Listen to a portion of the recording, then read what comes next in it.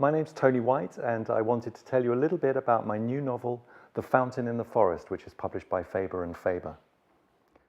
The Fountain in the Forest is the first of 3 novels exploring the immediate aftermath of the miners' strike in 1985, or the 90 days between the end of the strike and the Battle of the Beanfield on the 1st of June 1985, which was the largest civilian mass arrest in British history outside of the Second World War.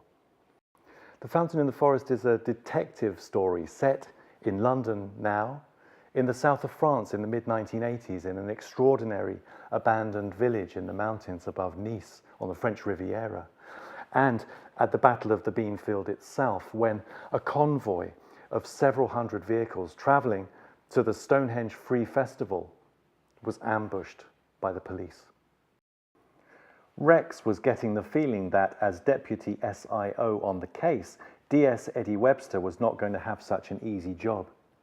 This investigation was different. Save for the obvious forensics on the scene, there was nothing much to go on. Not yet, anyway. House-to-house inquiries hadn't turned up anything, nor had the first wave of interviews of theatre staff and contractors. There was nothing on camera either. The theatre's own CCTV archives had inevitably yielded a number of celebrity sightings, as well as glimpses of dressing room sprawl and several nipples, cue much prurient laughter among the uniforms, not to mention one playwright tantrum, but little else, and the stage door camera had been on the blink for months, they said.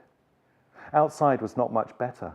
The local authority and Transport for London cameras had just shown the area's undifferentiated 24-hour tourist throng, wave after wave of shuffling crowds on Aldwych and Russell Street, Drury Lane and Catherine Street, coach parties and country mice, newlyweds and in-laws, old folks, all out for their Mamma Mias and Matildas, their Billy Elliots or Bendits.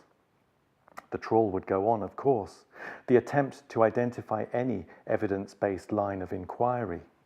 Tracing the main suspect would be a start, whether Terry Hobbs had done this or not, if only to put him out of the picture.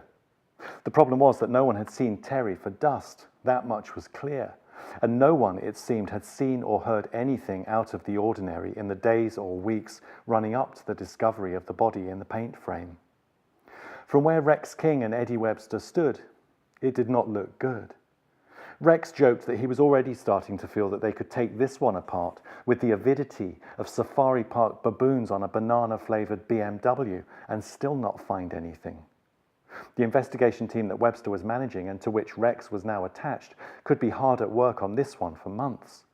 At the best of times, police work could feel never-ending.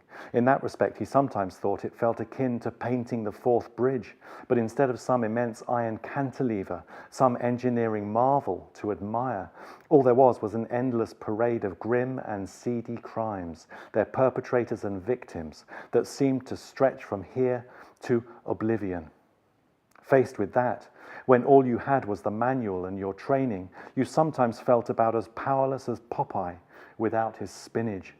It was like turning up at some slow-motion genocide, armed only with a first aid kit. That was when his phone rang. "King," he said. "Hello, Detective Sergeant King. This is Gertrude Bezika from this morning. Is this a good time to call?" "Yep, no problem at all," he said, picking up the remote with his other hand to turn down Newsnight. "What can I do for you, Mrs. Bezika?" "Well, you said that I should phone you any time if I thought of anything else." She had his full attention. "Absolutely," he said. "Thank you for getting back to me. What is it?"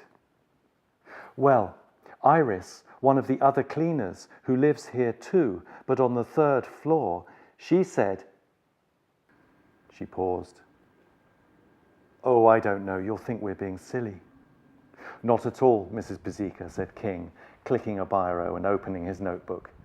"Anything could help, really."